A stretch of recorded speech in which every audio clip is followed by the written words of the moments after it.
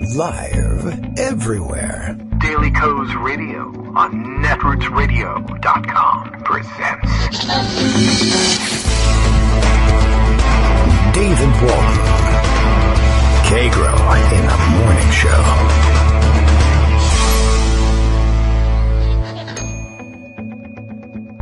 Now, here's David Waldman. Hey, good morning, everybody. How you doing? It is Monday, February 6th, 2017, unless, of course, you consider this to be overtime, in which case it's still Sunday, February 5th. We had, I found out what happened on the Super Bowl.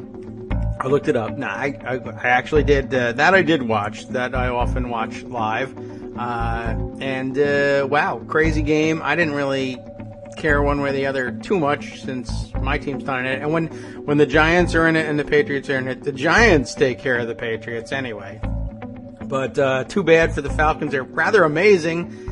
All sorts of records broken in terms of comebacks, whatnot. And, yes, Donald Trump also wanted the Patriots to win, so that was terrible. And I guess we were all supposed to feel bad about that. Apparently the white separatist, supremacist weirdos like Nazi Richard Spencer believe that the Patriots are an alt-right team. I guess this is supposed to be something about, I don't know, I don't understand really where the whiteness things come from, because as it turns out, there are people on the Patriots who aren't white, and they would never have a policy of any, I don't know. Anyway, they decided that it was their team, and that somehow there was something political about their having won. I didn't see it. I can't understand it. It doesn't matter to me, and whatever. How'd you like the commercials? A lot of people just watch for the commercials. I didn't think they were that great this time, but I guess the commercials got political, sort of, as well.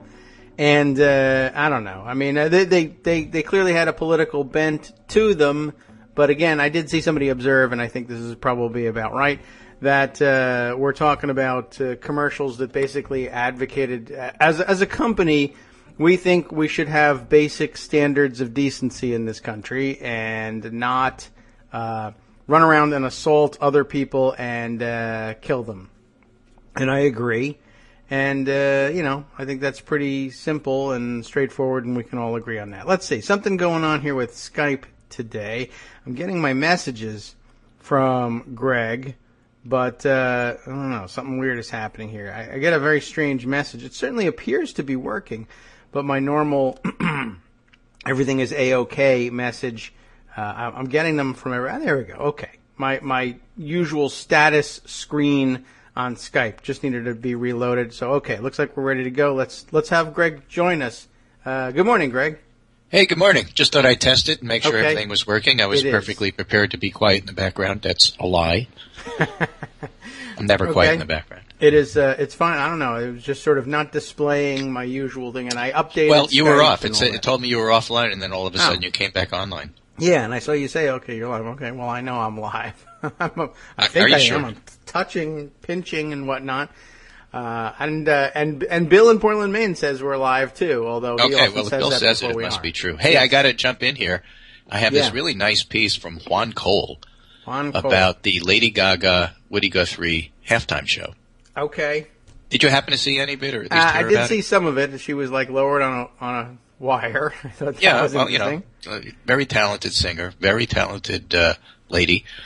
But she started with Irving Berlin's "God Bless America," which is patriotic rah-rah stuff, and then switched over to "This Land Is Your Land," which is Woody Guthrie Subversive. And so she was pretty subtle, but pretty radical in terms of embracing people of color during the show. I mean, it was just without in your face, really made a statement. And the same thing with the commercials. I mean, in order to sell a product, you have to be diverse. And so every commercial, the Coke one comes to mind, Audi, about diversity and so on and so forth. I mean, the classic one is from, 20 years ago, the "I'd like to teach the world to sing" Coke commercial. Everybody remembers that. How many ads do you remember from the Super Bowl? That one still sticks. That's a good reminder to people who think that hitting people in the head with a bag of Doritos is going to do it. So that diversity concept, I think, was pretty good, and I thought it sold pretty well, and that's pretty good. I mean, I have the same view of football you do. You know, it's a bunch of large men on steroids who run into each other, and like, what's the point? Well, I enjoy football. I mean, when my I team love the is in concussions, it, but you know, not as many fights as I feel hockey. bad about football. That's all. The concussions to me make me feel guilty about watching football, but I do. It's watch a crazy it. sport, you know, and Yeah. and I still prefer baseball. Can't help it. All right. Well, that's over. Yeah, That's it's okay. By the way, the Coke commercial, I missed its airing, and then I got online this morning and you know, the various online services. Everybody, watch the Coke commercial everyone's talking about. Was that not aired last year, too, or the year before? Have we not seen that one before? I don't know. I think it's kind of a variation of the theme. All right. Well, but that's not okay. bad. It's a nice theme. Yeah, it was and good, I'm and fine with everybody that. picked it was up a great on it. game, I'm told, and it was a terrific comeback, and I'm not Yes. surprised, and, you know, let's move on. Okay. All right. I mean, we all heard what happened. Yeah. Anyway, so I thought that was good. Today's pundit roundup Yes. started, Okay. and I'm hoping Armando can come on the show today. We can talk about this a little bit. We'll But see. the theme is a familiar theme, abbreviated pundit roundup, Trump and Bannon struggle to implement more chaos. Oh, all right. And you know, What's it's so really about that? hard to not pick up an article these days about what's going on in the Trump-Bannon White House and not read the word chaos. It's just like all over the place.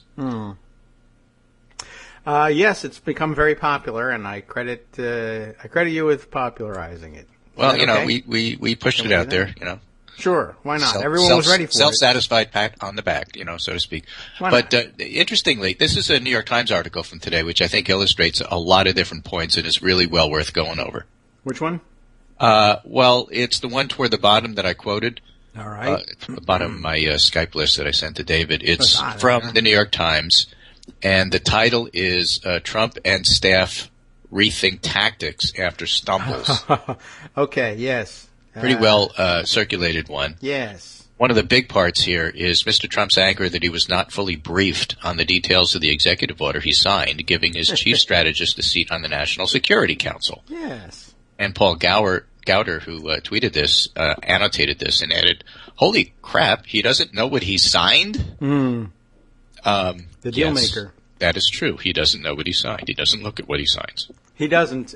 He wouldn't. He wouldn't have time in his super busy workaholic life, which also was called into question. But Right. yeah, well, that you know, one was astonishing. And I thought somebody we were just chatting about it last night. Somebody made the great comment that this is like that. Any episode of MASH, Radar O'Reilly putting a requisition form in front of Colonel Blake and he has no idea what he's signing. Yeah, but Oh, yeah, it depends sure. on Radar to make sure that it's correct. Yeah. And with Radar, it usually is correct. Right, and they convince him to sneak in, a bottle of booze or something. Right. So this is from that Times article. All right. The bungled rollout of his executive order barring immigrants from 7 predominantly Muslim countries, a flurry of other miscues and embarrassments, and an approval rating lower than that of any comparable first-term president Wow. Yes. in the history of polling, Which is fake.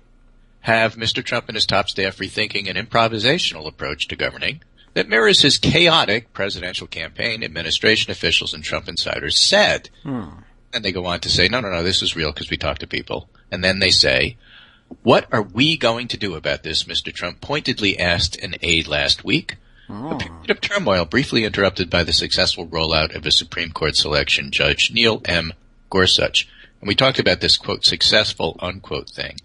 There is such a desire to normalize that any little tiny thing that isn't completely chaotic is somehow Right. the all-important awaited pivot, which it really isn't. But anyway, skipping that for the moment, the interesting part here, what are we going to do about this? The inclusive boss who puts his arm around you right before he fires you. What are we going to do about this? Yes. Meaning you. Because it's never my fault, it's your fault, and that's all implicit in that one sentence. Nice. Right? Chris Yeah. Ruddy, the chief executive of Newsmax Media, What? and an old friend of the president's, I'm shocked, said, I think in his mind the success of this is going to be the poll numbers. If they continue to be weak or go lower, and by the way, he's got a 53% disapproval rating in Gallup, and it's like the lowest in history for a starting president, then somebody's going to have to bear some responsibility for that. I personally think they're missing the big picture here, Mr. Ruddy said of Mr. Trump's staff. Now he's so caught up, the administration is so caught up in turmoil, perceived chaos, that the Democrats smell blood, the protesters, the media smell blood. Everybody smells blood. Even Peggy Noonan, writing in the Wall Street Journal. I had a piece on Saturday, I think I quoted her, who said basically she's been impressed by the size and the speed in which the protests have grown. She said either it's grassroots, which is incredible, or it's incredibly organized, which is incredible in its own right. I love the incredibly organized part because the Republicans pay their protesters. So they all assume that the Democrats are doing the same thing. But that's not what's happening at all. But in any case, you have this chaos and you have a lot of mistakes being made by Bannon. And you have a lot of pushback. Another story in the New York Times today, for example, talks about the fact that I was on the National Security Council, says Michael G. Mullen, who was indeed, as part of the Joint Chiefs of Staff for W. Mm-hmm. I was on the National Security Council, says the article, and Bannon doesn't belong there. That's the headline. Oh. Well, he doesn't. He doesn't. He says, in his first weeks of office, President Trump has outlined plans to reorganize the White House National Security Council. This is in keeping with tradition. New presidents regularly reconfigure the council to fit their management style. So Trump should have 3 9-year-olds and maybe a dog and some radio show, Rush Limbaugh, and Steve Bannon, and then he'd be fine. New presidents regularly reconfigure the council to fit their management style and national security priorities. Some of Mr. Trump's plans, such as including the director of the CIA as a full voting member of the council, are welcome. But some of Mr. Trump's other plans are unsettling and should be remedied as soon as possible. In particular, the role he has given to his top political advisor, Stephen K. Bannon. And writes about how it's just inappropriate. And that leads to my theme that I've been going on about for some time now, about, chaos in the White House. And I had this piece that I wrote on Sunday, which talked about our previous discussion of step 1, step 2 through 9, step 10, kind of spell it all out. Right. Because I thought it might be useful. So sent it to you, sent it to Armando, because I had quoted Armando and used him as an example. And basically, what's the deal here? Well, Charlie Sykes had a piece in the New York Times about why no one on the right cares that Donald Trump lies. And by the way, just out of the box, that's not true because his approval ratings are pretty low. I guess that's true. That will prove it. But he says, there's so much fake news and there's so much news from Facebook and Fox that you can avoid the regular outlets. Sykes makes the point. He says, for years as a conservative radio talk show host, because he was responsible for a lot of this, I played a role in that conditioning by hammering the mainstream media for its bias and double standards. Okay. But the price turned out to be far higher than I imagined. The cumulative effect of the attacks was to delegitimize these outlets and essentially destroy much of the right's immunity to false information. We thought we were creating a savvier, more skeptical audience. Instead, we opened the door for President Trump, who found an audience that could be easily misled. Unfortunately, this also means that the more the fact-based media tries to debunk the president's falsehoods, the further it will entrench the battle lines. And I said, that's true as far as it goes, but this isn't essential. On the left and on the right and in the center, honesty still matters. If the right gives Trump a pass, it isn't because they don't see him as honest. Because he's a truth teller. He tells it like it is. He's blunt. He's refreshing. Says what we're all thinking. But that says that he's being honest about what he thinks and makes the point that we may not agree what the truth is, but we still agree on the importance of honesty. Yes. So honesty, therefore, is a shared value. And it's a shared value between liberals, progressives, conservatives, even Trump voters. They may not admit it, but it's true. Oh. Okay. And for example, the best illustration of this, you need a concrete example, is taxes.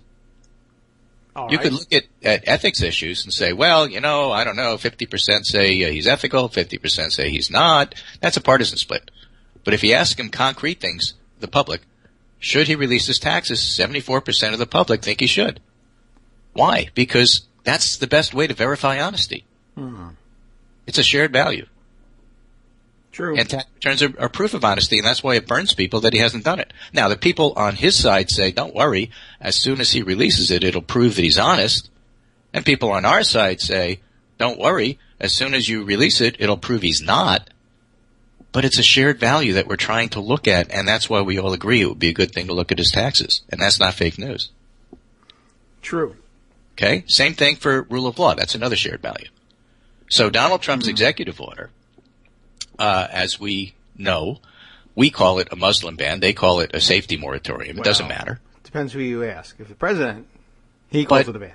But what did he do? He came out, and Sean Spicer came out and said, and I'm quoting, White House Press Secretary Sean Spicer said on Monday, a lifetime ago, a week ago, that 109 people were detained or inconvenienced by the immigration order on Saturday. Except, then they went to court. Virginia brought them to court, and this is from another piece, quoted, tens of thousands of visas have been revoked from travelers heading to the U.S. under Donald Trump's travel ban. The State Department confirmed that there are fewer than 60,000 individuals' visas were provisionally revoked. It's less than 60,000. Yes. Well, so is 109. Yeah. The gasp was audible in the room. Simon Sandoval Moshenberg of the Legal Aid Justice Center, who represents the brothers who were being detained, two Yemeni brothers, told The Independent. So this is from a British source.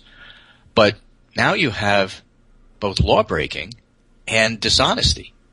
They lied about how many people were going to be affected. They snuck it in. They refused to talk about how many people were affected until they had to go to court, and the court had to make them say it. Yeah. And now you have this combined dishonesty, law-breaking, or honesty, rule of law, if you want to look at it in a positive sense. And those are shared American values. They have credence, they have power, and you can't just ignore them. So here's where I found the Peggy Noonan piece. What went wrong has been fully adjudicated in the press, but this should be said. The president and his advisors are confusing boldness with aggression. Mm-hmm. They mean to make breakthroughs and instead cause breakdowns. The overcharged circuits are leaving them singed, too. People don't respect you when you create chaos. Ooh, that word again. Ooh. Prudence is not weakness, and carefulness is a virtue, not a vice. The handling of the order allowed the organized left to show its might, igniting big demonstrations throughout major cities, and not only downtown. They had to make it out to the airport to give the media the pictures, and they did. I say that because it's a common trope on the right to say, well, it's easy to protest in D.C. All the non-Trump supporters, all the Obama supporters live there. They just walk to the protest. Real people have to get up and, pick up trucks and drive places. Oh. And not only downtown, they had to make it out to the airport, she says, to give the media the pictures, and they did. In Washington, I witnessed a demonstration of many thousands of people carrying individualized hand-lettered signs. Mm-hmm. If all this was spontaneous, the left is strong indeed.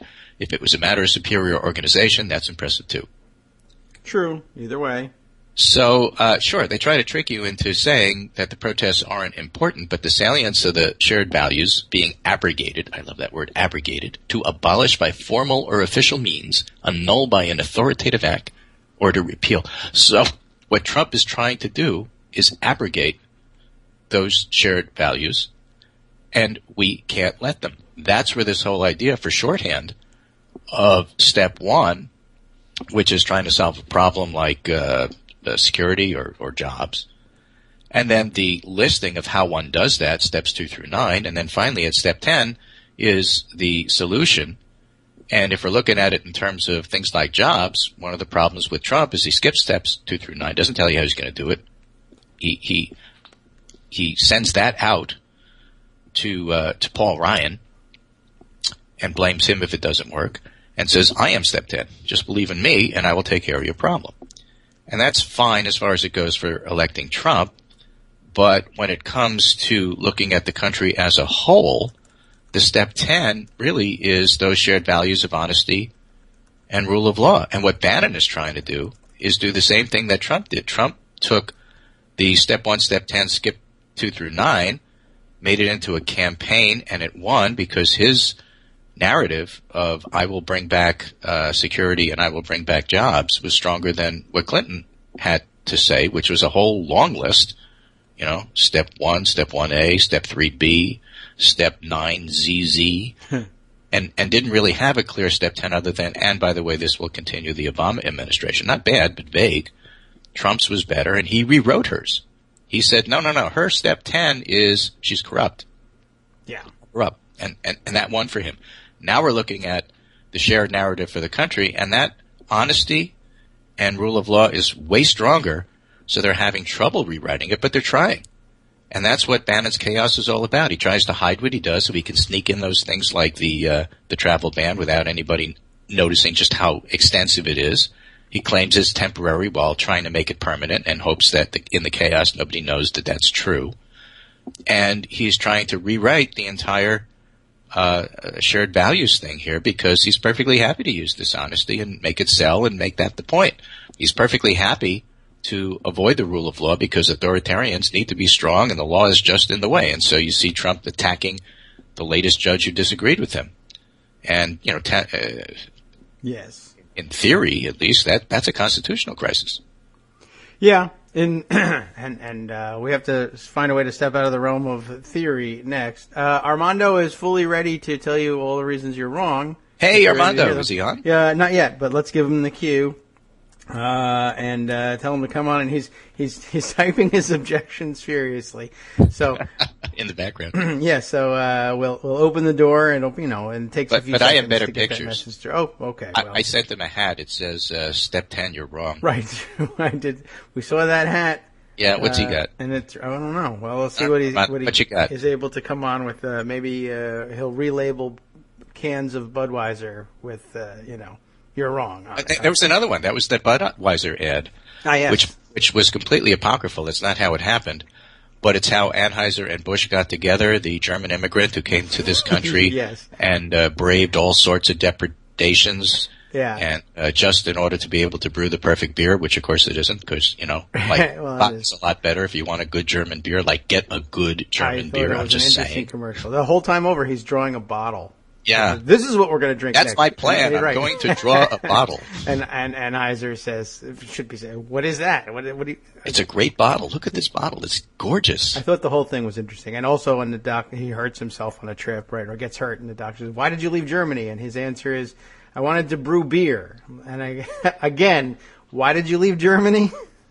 What do you mean? I'm pretty sure they still brew beer in Germany. I can check, but I'm if you want to brew beer with rice, anyway, it's illegal. But it was it was cinematically well done, and it was a nice story. And by the way, there was also one part in that commercial where he's walking, the German immigrant is walking, and some big guy bumps him and says, "You're not wanted here." Yes. So yeah, a lot of messages in those commercials, which were subtle, not so subtle, and I think really good for the entire country to see, because like everybody watches the Super Bowl, if not for the game, then for the commercials. True, lots of commercial watching. All right, well, let's see. Armando is, I guess, here to say nobody watches the commercials and other things. No, I Armando, don't watch how are the you commercials, but Good morning, Greg. Did the hat fit? Pardon? Did the hat fit? The hat. The hat I sent you, you're did wrong. it fit? Yeah, okay. Yes. All right. We have to establish that right in the beginning here. That's right.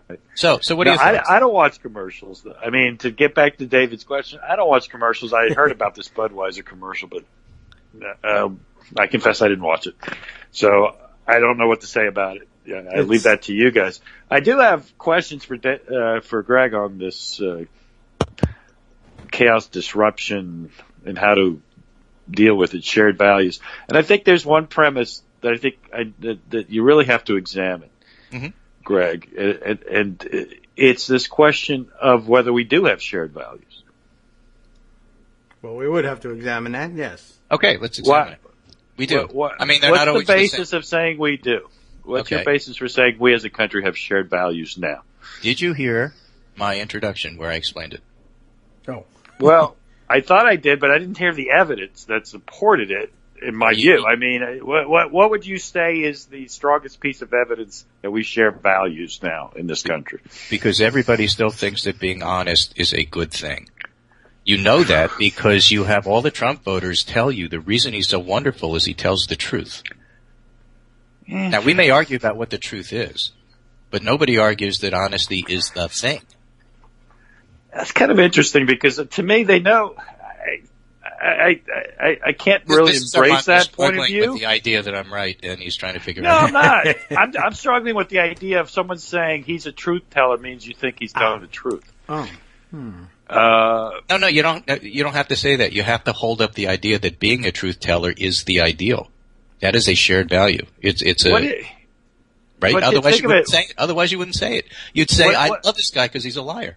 No. What you said, you have to understand the truth that they think he's telling, The not the truth- specific truth Right. of a poll or an issue. It's the truth that they know in their hearts, and this is why Trump won. And I think people misunderstand the truth that they think he told them. And the truth was this: America is for white people. It's not for all the rest of you. That is Trump's essential truth. That is what they mean, in my view, of what truth-telling means.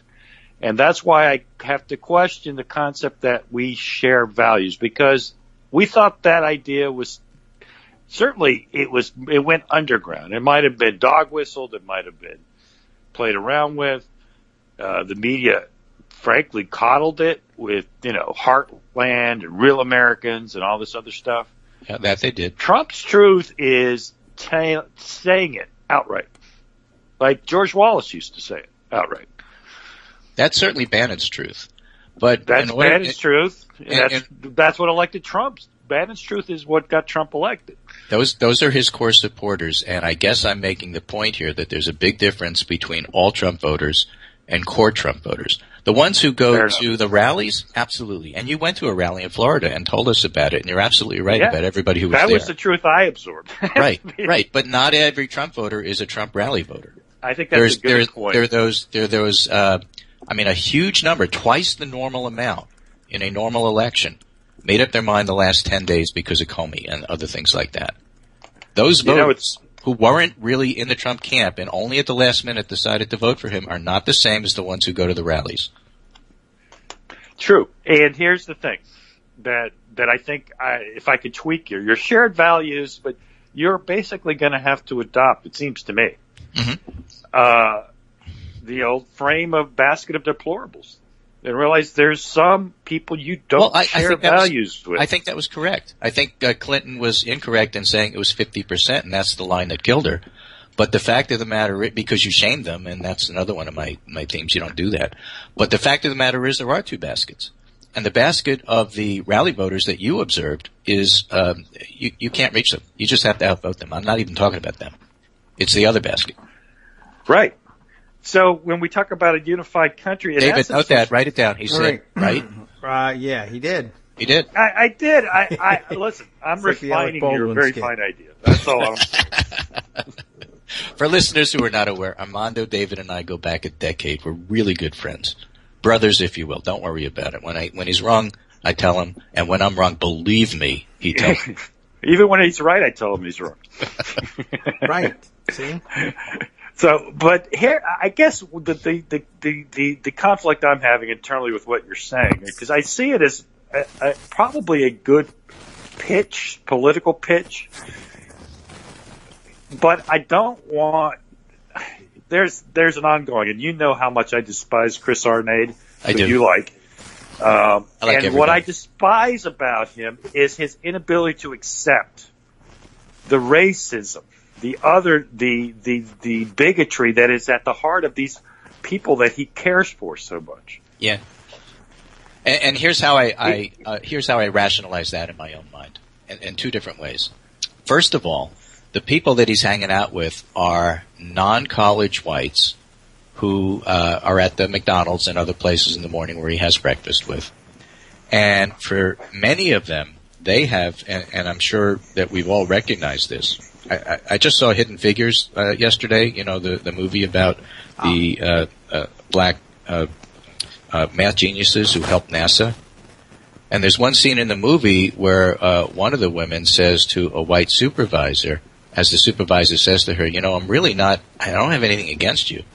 And the woman just looks at her and says, I'm sure you believe that. And I'm sure that the Trump voters that Arnott hangs out with believe they're not racist. They're just doing this for jobs and other things, and they're willing to overlook the other things because they think that their own needs are just more important, and that's fine. But nonetheless, it's still there. So I don't dispute that. But that's different than white college voters. And it's interesting that white college and non-college voters are different in regard to how they're reacting to Trump. White college voters are the ones that are most disappointed with him right now. Perhaps that's the target audience I'm talking about. I think that's true, but I'll tell you why. I have a slightly different theory about what they're disappointed in. Mm-hmm. They, in my view, they still feel you go to college, you have friends, and it's not easy for an educated person to say they support Trump. Mm-hmm. There is a shy Trump voter, and it's in that cohort. Right. You may have seen, Tom Bonnier is trying to figure out what he missed on his Florida poll. Right. And one of the things that seems to be coming up is the notion of frankly, underreporting Trump voters in the non-affiliated class. But the point being is those people are now upset with Trump because he doesn't give them a fig leaf. Right. Bannonism, which is Trumpism, I mean, is straight out white national. I mean, the guy's a Nazi. I totally agree with that, but that's Trump too. At least Trump, the political force. Trump, the personality, is just a narcissist who's not well mentally, which is a part of the discussion that, to me is front and center. It is. I shy away from it as a physician because I just feel ethically I'm not supposed to be talking about stuff I haven't done. I don't mean it as medical terminology. I mean it as, a human being who's trying to get through life. I'm not declaring him, mentally incompetent for legal purposes. He's just not well. Yeah. If he was a friend of yours, you'd be concerned about him, even if he wasn't president, right? Right. He's not well. I don't disagree with that at all. At all. And 2 weeks in, and I think David tweeted something out today, the job is going to kill him if he takes it seriously. Right. Which is so why he doesn't I think take it seriously. Yeah, and I think that's why his family tries to shield him from it. So in terms of the fig leaf, that's very true.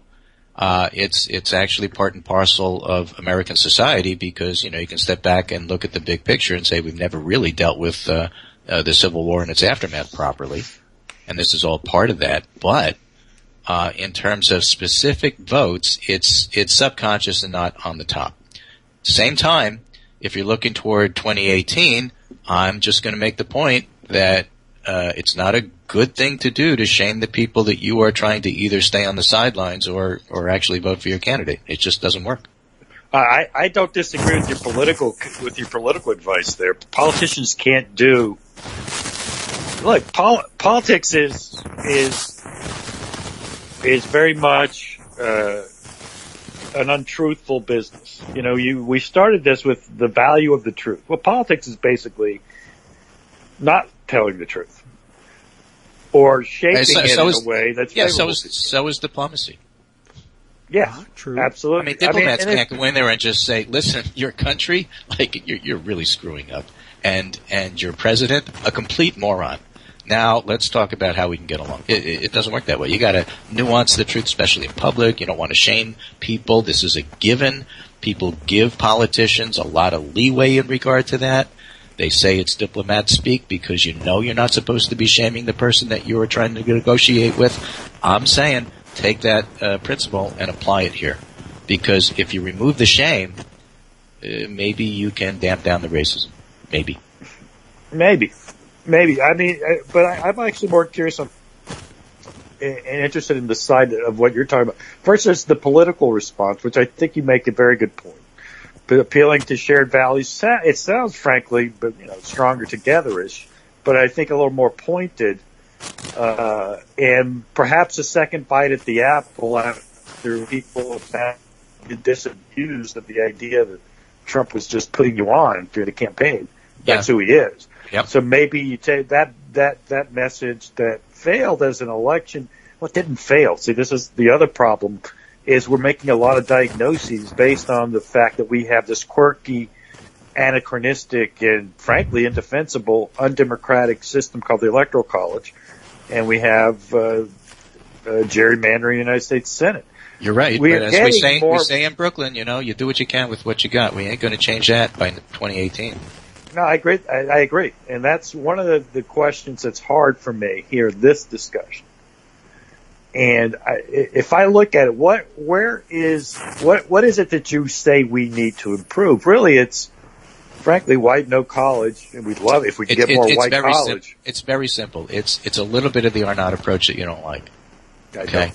And it's going to say, listen, guys, I'm having breakfast with you at McDonald's. I get why you voted for Trump. Let's look at what you're going to do from this point on. Let's consider, and I've made this point to people on Twitter. Let's consider whether that's enough. The last Democrat to do very well, almost to break even with white no college, was who? Bill Clinton. Just so, okay, if I needed to remind you, it was Bill Clinton in the 90s. Mm-hmm. Bill Clinton in the 90s did more than talk about shared values. Bill Clinton dog whistled a little bit. He Sister Soldiered. He executed Willie Horton. Ricky Ray Rector. Okay. The Sister Soldier stuff, the whole bit, welfare as we know it. We know. The crime bill. True. True. But different time, different place, different demographics. I'm not looking to create Bill Clinton's margin with white non-college. I'm looking to get enough of the vote, as Obama did, to win.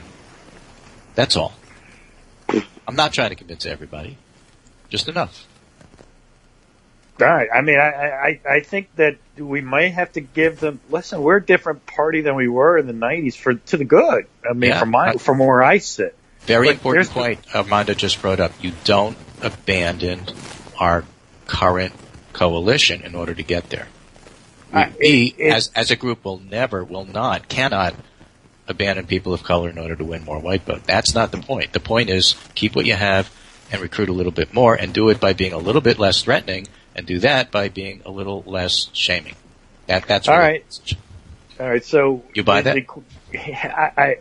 I buy the idea of it. I just don't see how we execute it. Because I think we did with Obama. That's how we won. Yeah, if I could, I wouldn't assign you the job of executing that particular strategy. By the way, you talking to him or me? To Armando. I mean, this is how you. This is how all this stuff works. Me. I mean, you would execute me to do the current strategy. I mean, forget about that. But I still think it's not as simple as don't insult them. They're insulted if you don't agree with them. I think that's. Again, I think people underestimate what Trump unleashed. Be more diplomat and be less pugilist. You still get to the same place if that's what you're trying to do. If it works. But it's more satisfying to punch him in the face. I get that. You can do that with the Nazis. But with the Trump voters, I don't even care. See, I'm against punching. I really don't agree with punching Nazis in the face. Those people, you gotta be willing to go to jail believe for ignore. All right, well, you're off of that job, too. I'm off that job, too. I'm not punching the Nazis. I mean, okay, that's all right. I'll get somebody else to do that one. We'll find something for you. This is a coalition. Is it enough, I guess is the question, Greg. Listen, I'm all for trying. It's not like I have a great idea. So it's like I tell Sanders supporters. You figure out how to get them to vote for Democrats in Wisconsin and Pennsylvania and Michigan or wherever you think this is going to work. More power to you. I'm skeptical, but I have nothing. So personally, I'll tell you, shaming them. Take your shot. That I'm pretty certain of. What? That shaming them is not going to work. I'm not for. It's not so much shaming them. I'm almost ignoring them. It's basically telling ignoring everybody else. Listen, if you can move from shaming to ignoring, you're already halfway there. Do the same to Trump voters. Okay, but here's the problem. I'm being shamed for not. People are trying to shame me, Chris Arnade types. Oh yeah, no question. For it's not going to be tough. His little homilies on these people. Luckily, you're a blogger with really thick skin, and this is the time where you really have to invoke it. You're absolutely right. We're going to be dumped on for this, that, and everything else. Look, it starts with the entire first response you get from Trump voters or non-Clinton voters, which is, we won. Get over it. Right? First thing and last thing they're going to say to you is, we won. We have the right now because we won to dance on your grave and throw it in your face. That's their first response. You got to get past that, because otherwise, if you're going to argue that, you never get anywhere. So you have to just let that roll off. So you said something. I want to bring it back to you. Said we need to get those people that voted for Obama then swap to Trump, or to degree that there's that many. That's our main target, don't you think? If they are able to vote for Obama, they are not the white nationalist Bannon faction who reads Breitbart and nothing else. Most of them don't read anything. They're too busy. I can tell you one thing. At least I've looked at the Florida numbers pretty closely. Yep. And it just wasn't that much Trump to Obama to Trump flop. Trump got new voters, new and frequent white voters. Yes. And no college white voters. This is the part that I'm trying to impart, and I don't think I'm making my point. Trump brought them out. Right. He brought them out with a toxic message.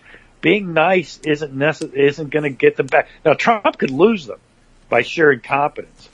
Yes. Competence, by the way, is another shared value. I agree with that, actually. I think competence is a shared value. And competence probably is the thing that would lose those voters you're talking about. In Florida, that happened. I'm not so sure that that's what happened in Michigan and Wisconsin, but Florida certainly. You brought out people who don't normally vote. You will lose them on competence. You'll lose others on honesty. You'll lose others on the rule of law. It's not going to be the same for everybody, but there are certain shared values that you can work with, and you have something to work with here as opposed to nothing. Is what I'm trying to say.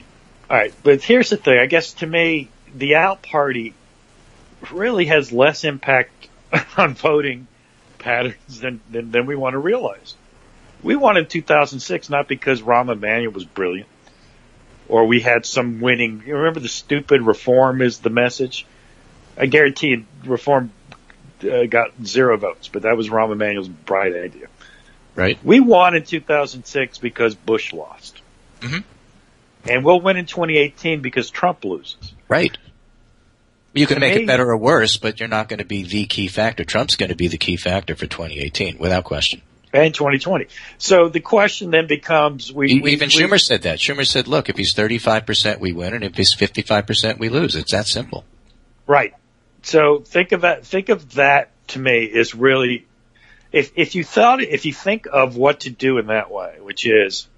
How do we lower Trump's favorability? Now, this sounds very Mitch McConnell-ish. I know that. But it's easier for me because I don't think Obama was basically forcing Mitch McConnell to accept ideas that he found abhorrent.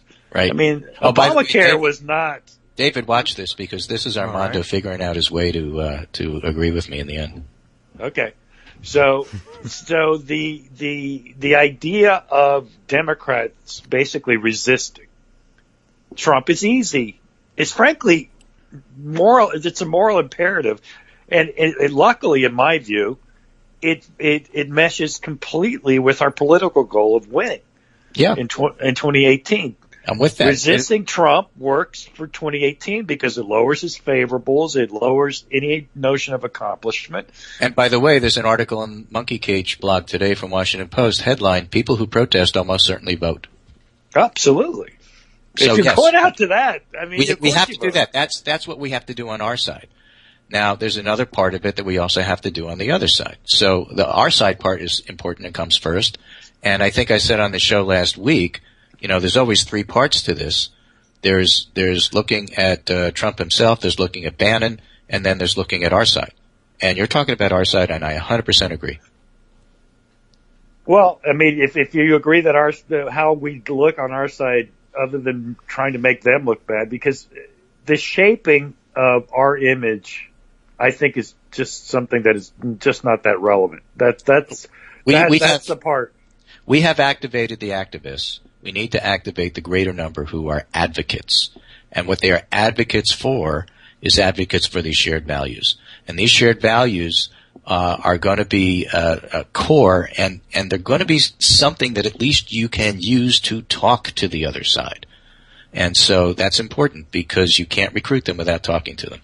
You can't neutralize them without talking to them. Sometimes you don't necessarily have to recruit them. You just want to keep them on the sidelines. One of the things I would point out that's very important about what happened with these protests is that you do not have a lot of anti-protests. Well, we had a big one in front of Trump Tower yesterday, Fox. Yes, it doesn't. Yeah, I think there were like 15, 20 people. Yeah. Compared to the millions that have been out on the street. It's really important that most of the are-not Trump voters are saying, I don't know what this is even about. Jobs?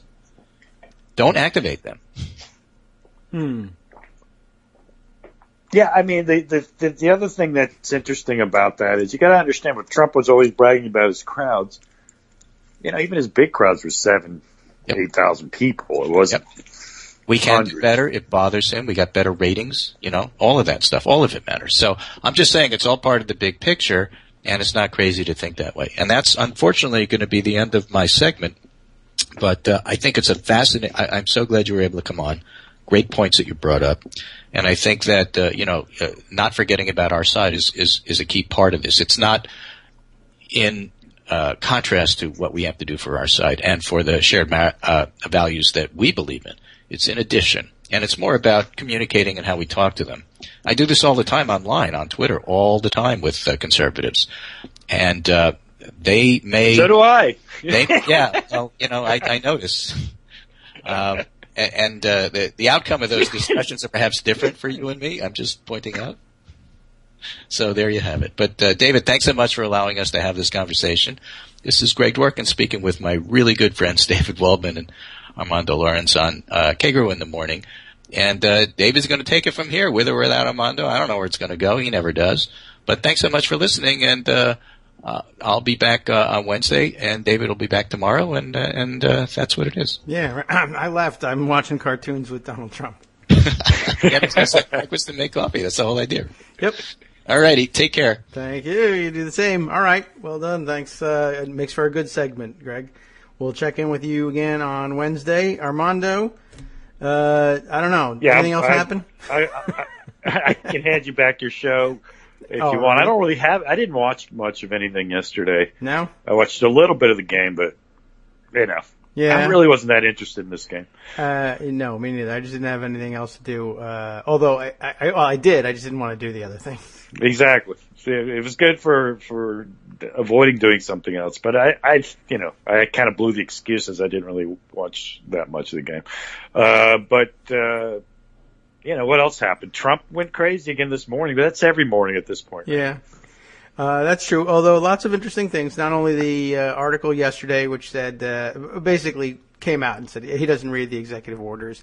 Whatever Bannon puts in them, they put them in front of him, and he signs it. And there were a couple more just before the weekend, and I think it's going to become like a Friday activity. And also the New York Times article also was strongly hinted at, if not come right out and say, the Bannon and Miller strategy, I think, centers around. They're saying we have a small window to sneak things in front of them and get them to sign them before people catch on to what we're doing and try and get rid of us.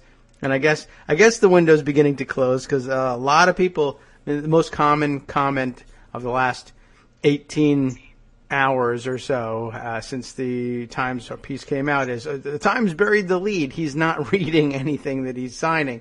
Though there were some other amazing anecdotes in there, like they don't know where the light switches in the White House are.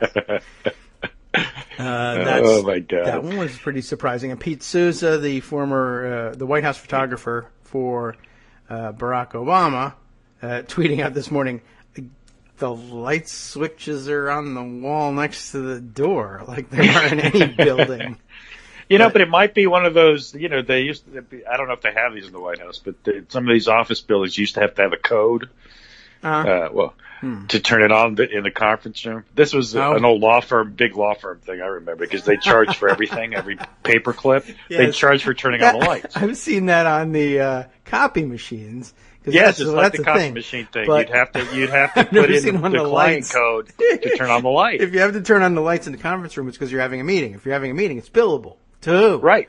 Wow. That's the whole idea. Holy smokes! I never heard of that one. The light switches. Gosh. The light switches. So absolutely. You could bill for the electricity if you wanted to. You did. That was the idea. Oh, Okay, I just man. turned on the lights in this Oh, is conference that room for good? you. I'm charging you for it. That's fantastic. They Right, should so vacuum the White House seal might it. work that way too.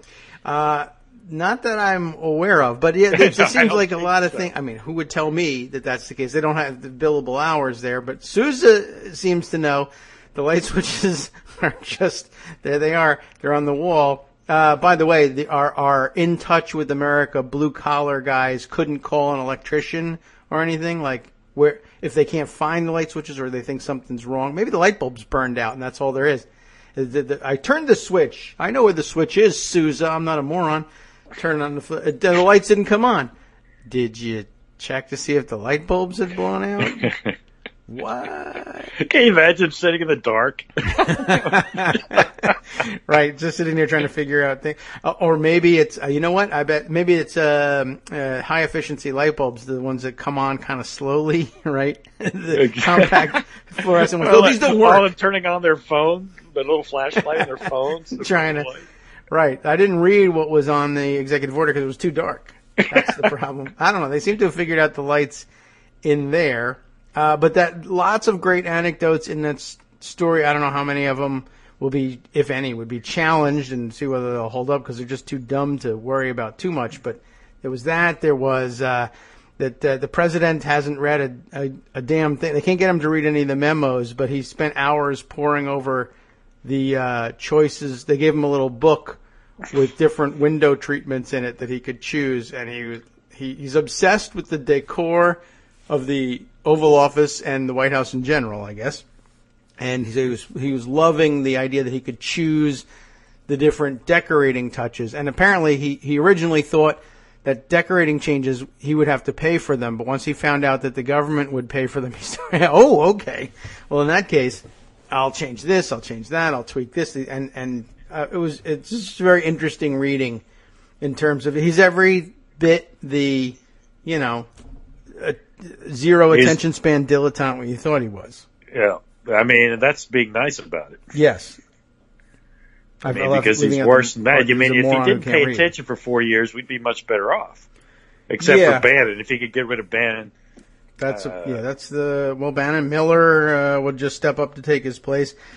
Going into the weekend, we were supposed to buy into a meme that I think is probably being pushed by the people who benefit from it most, Jared Kushner and Ivanka Trump insisting, I think, or having people insist anonymously to the press that they really are sort of the liberal-ish counterbalance. They're the ones who talked him out of signing the anti-LGBT executive orders, and they're pushing him. They're pushing back on the alt-right center of gravity. Except the problem is that they're also known. Everybody knows that they're going to clock out at 5 o'clock on Friday, so that's when all the bad stuff happens. Yeah, they need to get a dispensation from a rabbi for they say their safety and health is an exception. All of our safety and health should be an exception. Just give them a pass on observing Sabbath for the next however many months or years Trump stays in the presidency. If they're the counterbalance and all this, and they're saving people, by having the king's ear here and talking them out of it, she's relishing the Queen Esther role here. The rabbi needs to give him what for at Purim. I'll tell you that. Absolutely. Listen, if you got Stephen K. Bannon Heyman over here whispering in the king's ear, Esther, you got to stay on Fridays and make sure the bad stuff doesn't happen. We'll give you a pass on the Shabbat. Yeah, wow. Yeah. I think if they can go to the inaugural parties, I think we can keep them around for things. Keep them out of trouble. Yeah, stuff. Maybe. Yeah, they managed that. Although that was Saturday night. Oh no, Friday night. Yeah, that's right. That was a Friday inauguration. It was a Friday night inauguration. They got a dispensation from an Orthodox rabbi who said it was for health or safety reasons. I'm like, safety reasons? It'd be much safer if they just stayed home instead of going to the inaugural balls. But okay, you can make up anything you want, and you'll find somebody that'll go along with it. That's just the way life is. I guess so. Well, there was lots in that article and lots of some other ones. And then this morning, of course, Trump going crazy, insisting that any poll that shows that he's not popular is fake. That was full on nuts. I like that one. And, I love the one I'm in control of. The Hague one I thought was really something to see. Yes. You're the freaking president. You don't have to tell people that. Just do it. Well, the best thing that I saw on that one, I got to scroll back and see. I retweeted it this morning and didn't grab it and put it aside here. Although, yeah, you noted also, pointing out, I don't think he can survive this presidency. Yeah. But, here was the next one that I wanted to get to. Brad Jaffe, NBC News editor and writer, apparently, and tweeting out, in reaction to Trump's tweet, I call my own shots, that one that you mentioned. I call my own shots, largely based on an accumulation of data, and everyone knows it. Some fake news media in order to marginalize lies. Now, the timestamp on Trump's, it becomes important. The timestamp on that tweet from him was 7:07 a.m., I guess Eastern time. And Jaffe here points out what was on Morning Joe at 6:09 was Morning Joe showing Bannon on the cover of Time magazine, which also was noted in the New York Times piece, I think it was, last night or somebody, anyone was reporting that when that raised an eyebrow. Trump began inquiring with people about this. Hey, how about this Bannon being on the Time magazine like I was? And then, Morning Joe showed the Bannon Time magazine cover, played the Saturday Night Live clip of Trump and President Bannon, quote unquote President Bannon, discussed maybe Bannon's calling all the shots. They actually, I guess it's in quotes here, maybe Bannon's calling all the shots. By an hour later, he's actually tweeting out in the same language. No, I call the shots. Me. I did it. I'm the president guy. So again, watching whatever's on TV drives him. He's like the most important advertising demographic in the world. We got to find a way to hack into satellite feeds. And you think he's watching more Morning Joe than Fox and Friends now? I don't know. I mean, I would gather that once he found out that the government would pay for his redecoration, one of the things he did was put in a better TV in the room where he eats lunch. So I would guess he's putting in multiple screens in the residence and has on, the things he needs to see. He's got Fox and Friends on one and Morning Joe on the other, and I don't know if that may be enough for him, just the two screens, but I assume, again, it's now proven when you broadcast something that's provocative on one of the shows that he watches, you will provoke him, and he'll start angrily tweeting about what you're talking about.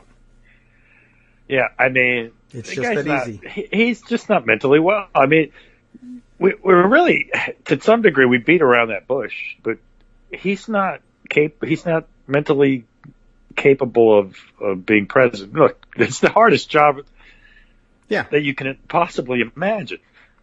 Yes. For the sanest, most intelligent person, it's an incredibly difficult and draining job. And this guy is a buffoon, but worse than that, I just don't think he's well mentally. I think he's got I don't think he's well mental physically. condition. I mean, that's another one of the things that I want to point it out, that he'll be in health trouble. That was again in response to another tweet pointing out from somebody else's. There's a chain of tweets here. Starts work at 9, and that's earlier for him, by the way. He used to start at 10. Starts work at 9, ends at 6:30. He's gone from the West Wing and up into residence and watching TV at 6:30 in the afternoon, and he could barely hold it together to talk to the Australian Prime Minister last week at 5 o'clock. He's not up to this job, and no one ever should have thought that he was. It's just, again, it's sort of part of the window dressing of making him into a quote-unquote successful businessman, business executive through The Apprentice. But he's never had a boss, except for his dad. and he works in a place where everything he says goes, and when he wants to check in late and check out early, he's got people to take care of it, and they run the thing. And that's just another point that I think has to be made more frequently is when everybody says, well, we got to run the country like a business, or we could use a businessman's perspective in the White House, etc. And that sort of flows naturally into he's got a big business empire, and that gets conflated and flows into, well, if you can run a Fortune 500 company, you can run the government. And then everyone, only once in a while does everybody stop and say, or does anybody stop and say, he never ran anything close to a Fortune 500 company. There's no, and it's because, well, he's a business executive and he's got, says he's got billions of dollars, and all the other business executives who have billions of dollars run Fortune 500 companies. Well, they also create billionaires all around. But this is a relatively small company that he runs. He's got lots of corporations. I run hundreds of companies. Well, some of them are responsible for nothing other than holding cash for others. Oh, yeah, those aren't companies. So they're not he's companies. Got one company. It's a Trump organization, and it's really not very big. It's not, and he's got X billion dollars, he claims, because the company exists for the purpose of putting together, amalgamating the billions of dollars for him to use personally, either to acquire other things or to spend for himself. It's not creating things and making, dozens or hundreds of people into millionaires up at the executive level and employing thousands and thousands of people around the globe at middle income level. No, nothing like that. It's just him and a couple executives get relatively rich. He gets enormously rich, or so he claims, and and the rest of it is just a tax deduction machine and nothing more. There's nothing approaching a Fortune 500, 1,000, nothing. David, he's got, maybe 5 golf courses, 3 properties that they actually own and run. Yeah. And the rest is just licensing. Pretty much. I mean, he's been successful with The Apprentice, fine. Which somebody else ran. I mean, to the extent that it was a business that needed to be run, what's his name? The producer takes care of that. Mark Burnett. Burnett takes care of that stuff, and he shows up and plays the role of the rich executive. And then when he ran the campaign, other people did the things, to the extent that anybody did anything, to make the campaign go, and he CNN showed up. Did a lot. Yes, that's true too. And what was so this chain of emails that I was looking at? Let's see. First, I was retweeting Rebecca Schoenkopf, and Schoenkopf was retweeting Betsy Woodruff, and Betsy Woodruff was retweeting a clip from the new what's his name project, Mike Allen, the Axiom thing. Axios, Axios. Which I love that it's a play on Axis. Yeah. Oh, okay. I was saying it was a play on Axiom, almost. No, it's a play on Axis. That's just like, I think right. Axios is access with twisted around a little bit to me. I see. Okay, because that might be right. So I'm going to start a new one called Tautalos. Exactly. And I'm going to say the president is the president. Ooh, very impactful. Bad polls are fake. Good polls are real. So he had now the portion, the piece I'm pointing at here is Trump 101. He's definitely not a health nut, is what's up at top here. And so for Mr. Astonishingly Excellent Health from the crazy lunatic doctor who then said, he's not healthy, or, okay, whatever. If something happens, Propecia. It happens. Right. So he's taking Propecia. Oh, he's the oldest guy ever elected to the presidency. So, of course, we've seen him photographed eating KFC, knife and fork, on his jet. But the part that struck me, the part that they quoted here was on his being a workaholic, right? And then pointing out, 9 to 6:30 is not workaholism, for one thing. And then this Axios thing, the lowdown on Trump's habits. He's a red meat guy. He loves big steaks, preferably the ones served at his clubs. Right? Remember his racist butler Told the New York Times the steaks would be so well done they would rock on the plate. Trump What does that mean? I guess they're cooked to a crisp, so like if you put it down on the plate, it doesn't plop onto the plate. It's stiff and it'll rock back and forth because it's cooked so hard. It's ruining a good steak, but okay. Yes. Let's see. Trump also brags about the bacon he served as appetizers to guests at his Doral Golf Resort in Miami. His affection for Big Macs was not a real American campaign ploy. As for snacks, we asked the former aide who spent a lot of time with Trump whether he ever ate fruits or nuts. Never seen it, he replied.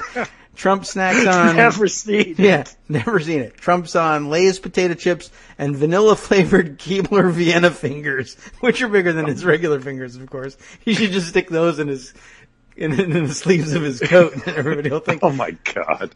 Those are the two constants on his plane, Lay's potato chips and Vienna fingers. Wow. Wow. No alcohol, though, but he likes Virgin Bloody Mary. Okay. Tomato juice. Well, there's a fruit / vegetable. Yes, for right. you. Depending on who you ask. Let's see. There's truth to the rumor that he is boycotting Oreos since they moved their production to Mexico. He used to love Oreos, but really did stop eating them. Doesn't drink coffee, but he gets his caffeine from Diet Coke. Let's see. Very little sleep, 4 hours. Which means a ton of TV time, right? He's out of the office at 6:30, doesn't come back until 9, and only 4 of those hours are asleep. The rest of it is TV time. Exercise. This is what struck me. The only workout Trump gets in is an occasional round of golf. Even then, he mostly travels by cart. On the campaign trail, he viewed his rallies as his form of exercise. The walk from the plane to the stage. And then getting exorcised on the stump, and then the walk back. Wow. And then workaholic. Aides say he has no hobbies besides golf. He doesn't like to hike or hunt as his sons do. Trump's pleasures revolve around work, which is watching TV. He basks in media coverage of himself and in the vast crowds that now attend his every public appearance. So... I don't know. I mean, I think that if he were to apply himself to the job and feel a responsibility to do it, he would die. And that's why you'll never see him call the shots. It would kill him. Yeah. So that's if you believe Axios. I'll trample on something that's indelicate. His wife isn't with him most of the week. True. What's he doing? He's such a virile man. What is he doing? I don't know. Yeah. I don't know.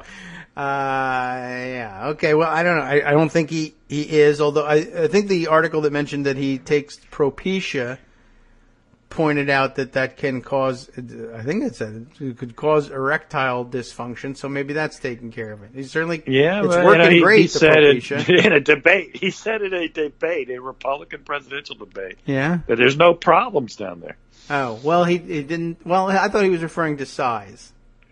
Okay. So I mean, but there might be other problems. It could be. I don't know. Yeah, that's his business. I don't know. His wife. That's another one too. The only objection I have to their arrangement, of course, is that it's enormously expensive for them to. If he wants to leave her there, he should pay for it. Yeah, he probably should do that. She deserves the protection, obviously, and she's got to have it. It doesn't make any sense to say she shouldn't get it, but it does not make any sense to say that should continue to be our expense. It's similarly but there was a lot of problems when Eric Trump went to Uruguay for business, and we spent hundreds of thousands of dollars.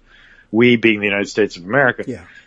Well, we discussed that in the campaign, or I guess not in the campaign, but post-election, I guess, would be the first time we talked about it, that this was going to be, well, maybe we did talk about it during the campaign, because he was at the time just funneling campaign money out to himself whenever he would travel somewhere.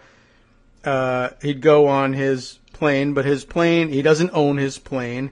DJT Air, Donald J. Trump Air, owns his plane. he owns Donald J. Trump Air, but he leases the plane from himself, and when he would travel somewhere, the press or Secret Service entourage would have to buy tickets on his plane, and then they'd charge the campaign. The campaign would take people's $25 donations and convert it into DJT Air money, and then he would pocket that. And so similarly, he'll travel on Air Force One, but even this weekend, right? Melania was already in Florida to greet him, which means that DJT Air picked her up from New York, flew her down to Florida, but she had to take her Secret Service contingent to do it, which means they had to buy seats again on DJT Air, even though he was flying on Air Force One. So there was no money to be made from his going to Florida on Air Force One. So Melania came from there and made money that way. And in the meantime, but this was definitely discussed at some point, that anytime his kids go somewhere, now that they also have Secret Service contingents, they'll just go, it's free vacations or business trips, whichever one you want to do. If he wants to go to, if Eric Trump decides to go to Hawaii for a week, there's a profit in it. What do we think that's going to generate? That's going to mean more trips for business or pleasure. It won't matter. That's an emolument, in case anybody cares. Oh, yes. Just to bring that back around. It's we termed a domestic emolument in country, because he's getting consideration from the United States government. They're paying him for the use of DJT Air. Yes. It's. But I don't know. Nothing we're at the nothing matters stage, right. But we also got clarification, I guess, over the weekend that his solution for Trump's Donald, the man himself, his I guess what was in all those folders when he had the press conference announcing, I finally did it. I finally separated myself from my businesses, and there will be no more conflicts of interest. Apparently, what all the folders was about was he assigned all of his ownership to a trust, the Donald J. Trump Revocable Trust. Sole beneficiary, Donald Trump. Sole ownership in Donald Trump. And so now he figures, for example, the way it solves his problem with the D.C. hotel. There's the contract, of course, with the GSA that says no government employee or elected official can have any kind of relationship with this, can be involved in this lease in any way. He now says, there isn't one. I don't own the hotel. The Donald J. Trump Revocable Trust owns the hotel, and the Donald J. Trump Revocable Trust is not president of the United States. I am, and I own that revocable trust, but what can you do? I mean, it says right here, the owner can't be a government employee or elected official, and he's not. He's a trust. Yeah, it he's doesn't nothing. work. I mean, that's pure nonsense, of course. I mean, you can't just create a company that you own and say, oh, I don't own it. The company owns it. That's not how it works. Okay? Well, you can for many other purposes, but not that can one. For a lot of purposes, but in terms of liability protection, things like that. But you own the corporation, that means you own it. That's not even. I mean, that's not even laughable. That's beyond anything. Well, it will be. Listen, fun David, I to actually have to sure. run, and I'm going to listen in, problem. but I've got to get going. But, I think. thanks for letting me join Greg and share a few, incredulous moments here in the world of Donald Trump. All right. Well, no problem. Thanks for coming by. Appreciate it as always, and we'll talk to you again soon, I'm sure. Have a good day. It's time for you to get to work. What are you, Donald Trump? Get out of here. All right. Let's see. Well, there's again a million different things we could look at. Let's look at as many of them as we can. Why not? And we'll start off, I guess, by going back to Jack Goldsmith, just because Armando has left. And if he were still here, he'd say, Jack Goldsmith again, why are you reading that guy? I'll read him because it works for us at the moment, and I'll take allies where I can get them. This, I thought, he might be interested in listening to and perhaps commenting on later in the week. Let's take a quick stroll through. Does Trump want to lose the executive order battle in court? Or is Donald McGahn, White House counsel, simply ineffectual or worse? I thought this was worth putting out there as food for thought. I'm starting to believe, Jack says, that either Donald Trump wants courts to strike down the immigration executive order, or that his White House counsel is incompetent or ineffectual. The immigration EO has a surprisingly strong basis in law. That's where he would say, or Armando he would say, what? This is why you don't read Jack Goldsmith. Okay.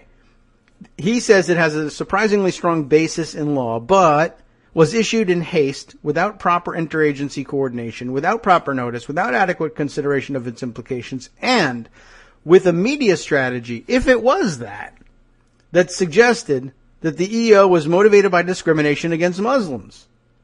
These factors, combined with the subject matter and scope of the EO to alarm people and to invite a fierce initial legal reaction from civil society groups, states, and judges across the country. And I think this is a case worth making, so that's why we're reading this. In the face of the initial legal setbacks, Trump, at 5:12 a.m., by the way, on Saturday, tweeted, "The opinion of this so-called judge," everyone has heard this one by now, "which essentially takes law enforcement away from our country, is ridiculous and will be overturned." Maybe. Early the same afternoon, 12:44 p.m., he added, on Twitter, of course, "What is our country coming to when a judge can halt a Homeland Security travel ban and anyone, even with bad intentions, can come into the U.S.? 1 hour later. Because the ban was lifted by a judge," and there's ban again, drink. "Because the ban was lifted by a judge, many very bad and dangerous people may be pouring into our country. A terrible decision." At 4:48 p.m., he tweeted, "The judge opens up our country to potential terrorists and others that do not have our best interests at heart. Bad people are very happy." The next day, yesterday, Sunday, 12:39 p.m., Trump said on Twitter, "Just cannot believe a judge would put our country in such peril. If something happens, blame him and court system. People pouring in. Bad." Such a child, just the way he writes. And a few minutes later, finally, I guess, "I have instructed Homeland Security to check people coming into our country very carefully. The courts are making the job very difficult." So, Jack, what do you have to tell us about this? He says, "I would describe the progression of these tweets as follows. The first one takes issue with Judge Robart's decision, predicts it will be overturned, and questions Robart's competence," the so-called judge part. Some also interpreted this first tweet in the words of one credible critic, and that would be Eric Posner, as, quote, "an attack on the independence of the judiciary." And it is. But the tweets that followed the first one, it seems to me, grew progressively more aggressive, for they blamed Judge Robart and the judiciary more broadly with significantly weakening American safety. Many, quote, "very bad and dangerous people," unquote, may be pouring into our country because of Robart's ruling, Trump said. "Robart opens up our country to potential terrorists and others that do not have our best interests at heart. Robart put the country in peril, and he and the court system are to blame if something happens. And the courts are making the job of keeping America safe, quote, very difficult."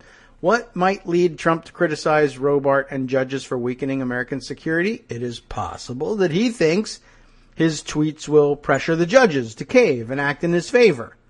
Judges don't like to be responsible for national security debacles, which explains the deference they often give the political branches in this context.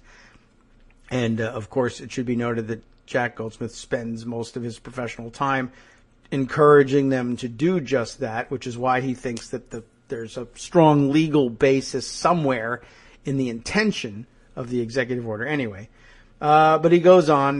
Judges don't like to be responsible for national security debacles in particular, and thus they might worry about Trump's predictions of a causal nexus between their rulings and a future terrorist attack, and it has worked in the past. Here's where he differentiates. The much more likely result of his tweets, however, is just the opposite. The executive branch often successfully argues, and he does a lot of it, quietly, in briefs and an oral argument with citations to precedent, for its superior competence to judges in national security, and for the potentially dangerous consequences that might flow from too much judicial review in that context. And now we stray into dangerous territory. And it's worth pointing out at this point, I think, this was, people were astonished at it as though it were something new. This is Alberto Gonzalez's contention all along, that judges literally had no business in the area of national security, period, that such decisions were unreviewable by Article 3 courts, period. And in many cases, up to and including FISA courts. All right. So he says, he reminds everybody that usually, though, that these arguments are made in briefs and at oral argument, and again with citations to precedent. But when arguments for deference to the president are made via threatening public tweets before an actual attack, they will certainly backfire.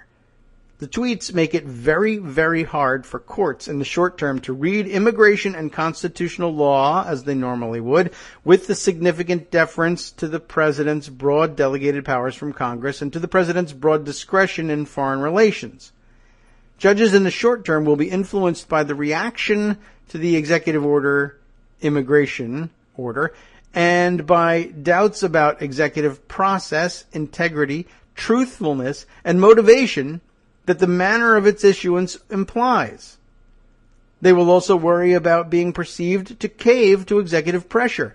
The pressure from Trump and related events thus make it more likely, much more likely in my view, that the Ninth Circuit, and if it comes to it, the Supreme Court, will invalidate the EO in some fashion.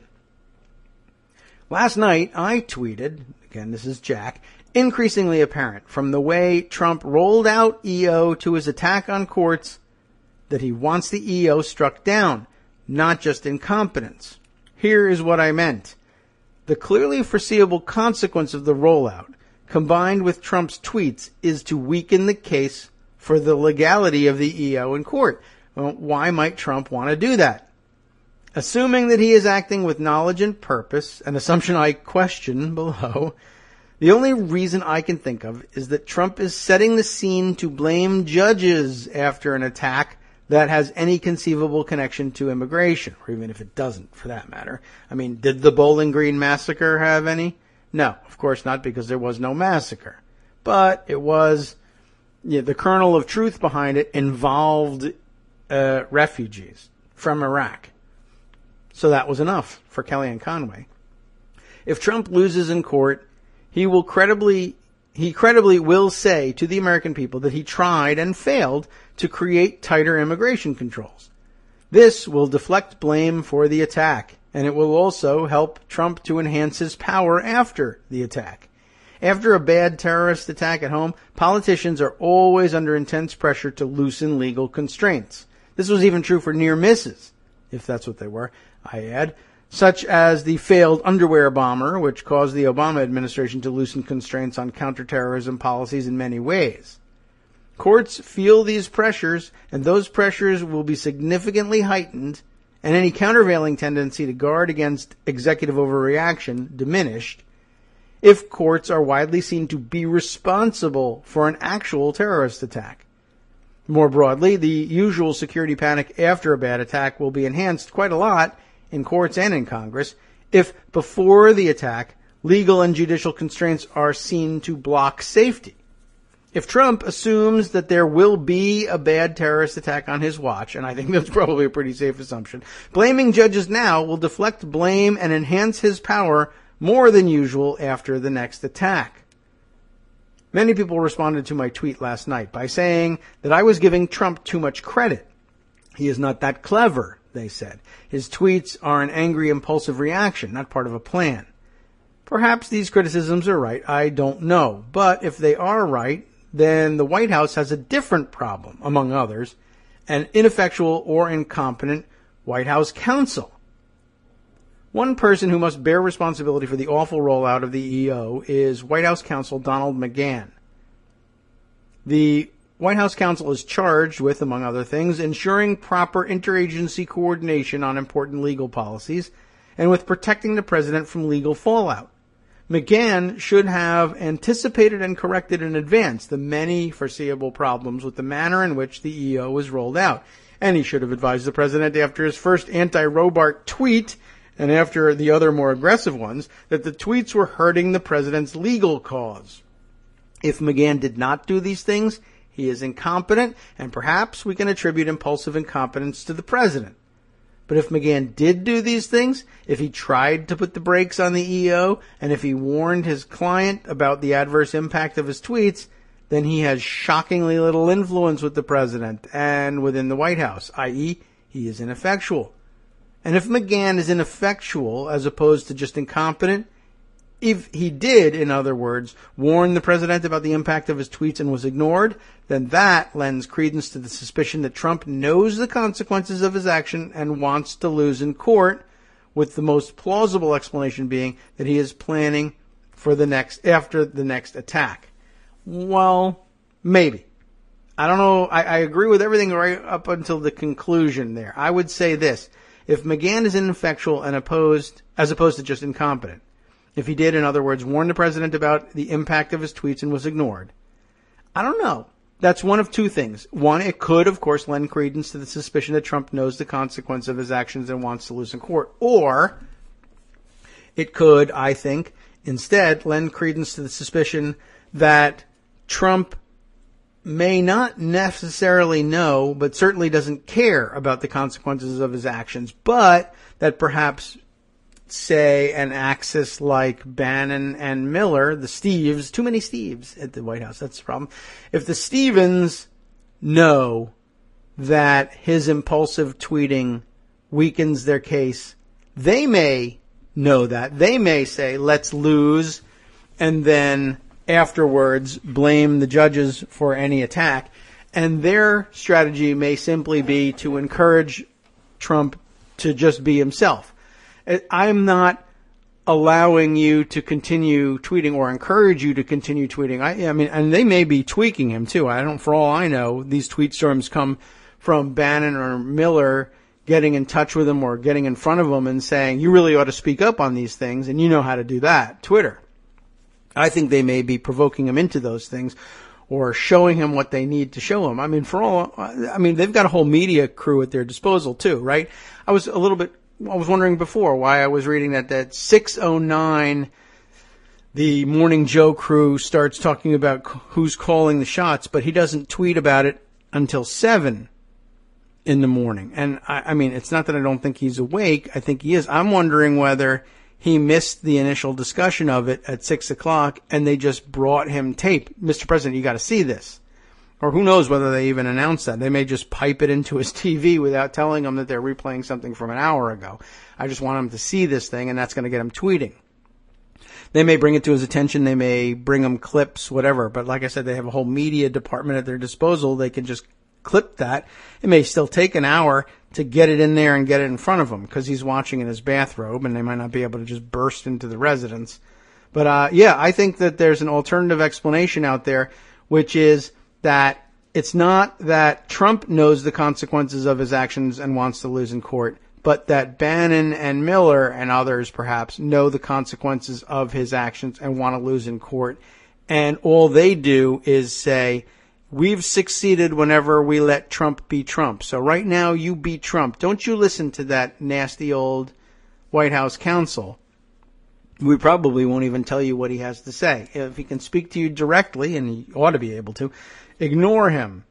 He's one of those legal eggheads, and he doesn't know anything about how to make this stuff work. So I'll throw that one out there and just say, I think maybe the truth lies just a little bit off to the side of where Goldsmith lays it down. Let's see. By the way, other things to catch up on that I opened up because they happened late and I didn't have a chance to put in pocket. Let's see. We got one from Adam Serwer, who says that the Wall Street Journal has a piece out. Now maybe we'll be able to open it up, maybe not. We'll see.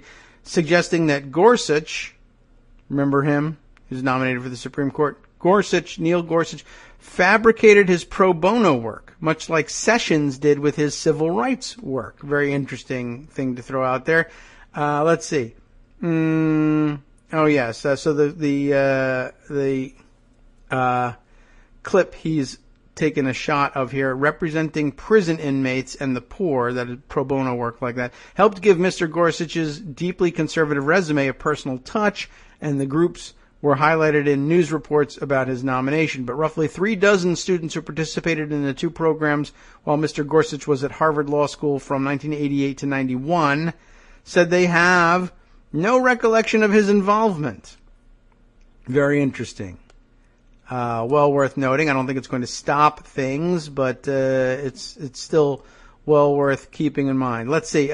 Speaking of other nonsense here, let's see. One more transitional piece, I guess. Michael Calderon from Huffington Post pointing this one out. I mentioned to you. Well, let's see. Did we discuss this?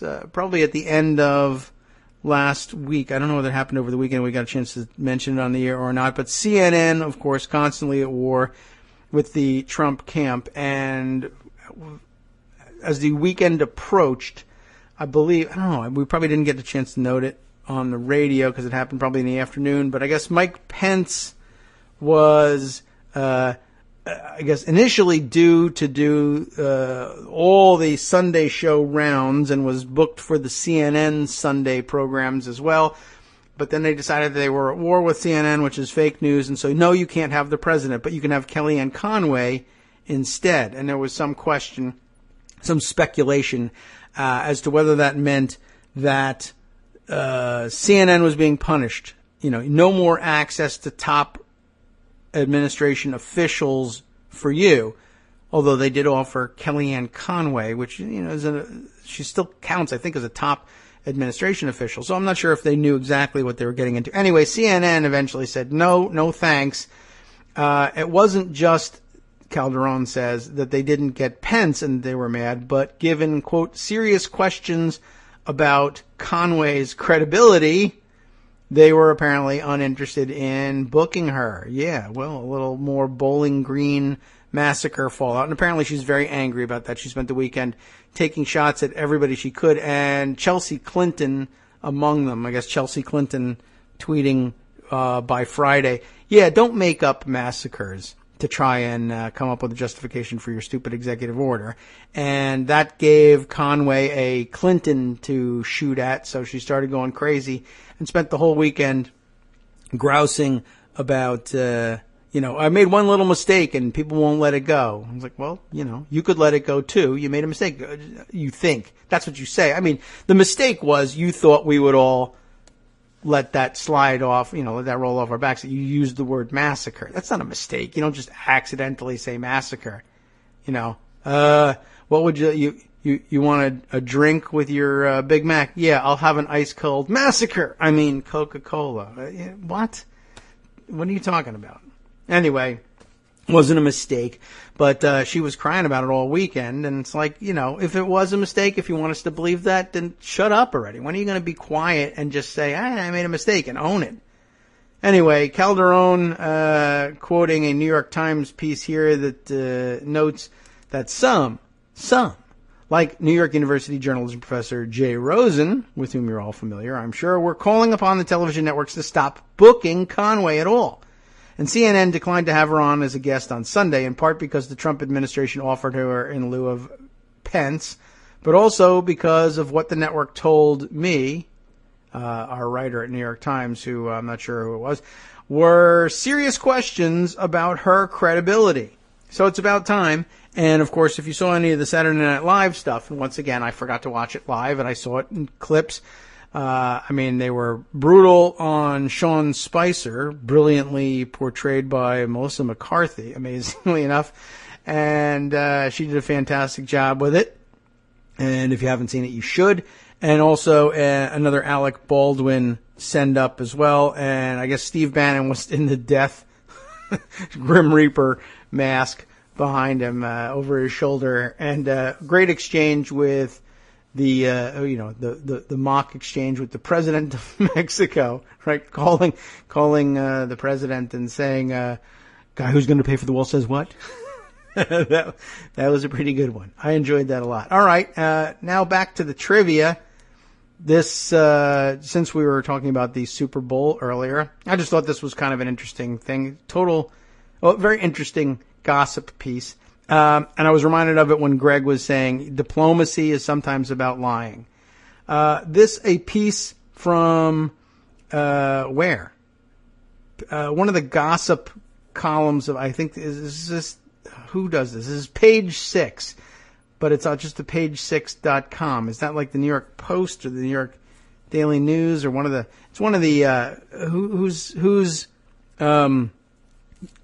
society / gossip column is referred to as Page 6. Anybody know? All right. Well, if you know, you can tweet me and I'll ignore that. Bill tells me, I was just checking so that I wouldn't ignore it.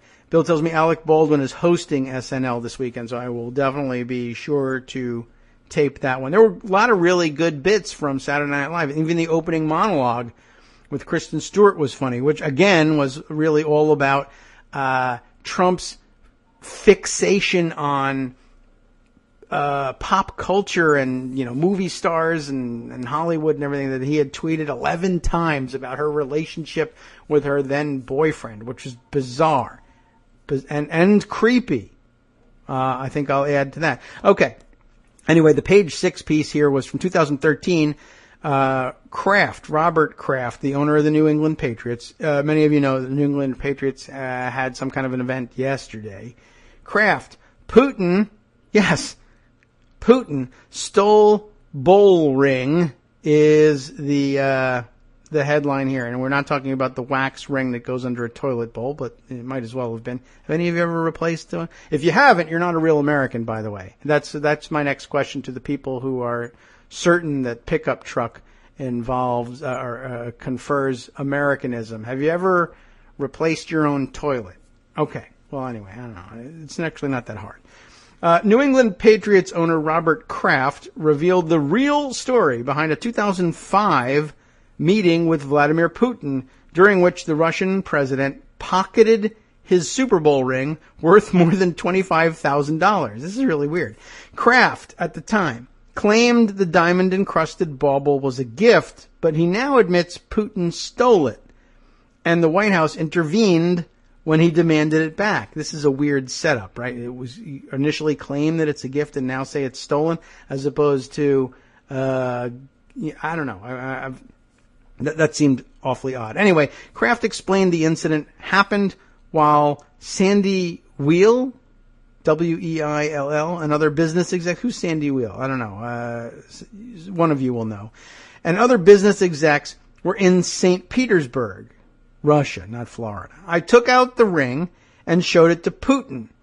And he put it on and he goes, "I can kill someone with this ring," which I guess reminds everybody he speaks English. We don't really have to have these things translated, which brings another story to mind. We'll get to in a minute. Anyway, Kraft told the crowd, this is what he's telling them. They put it on and says, "I can kill someone with this ring." Kraft told the crowd at Carnegie Hall's Medal of Excellence Gala at the Waldorf Astoria.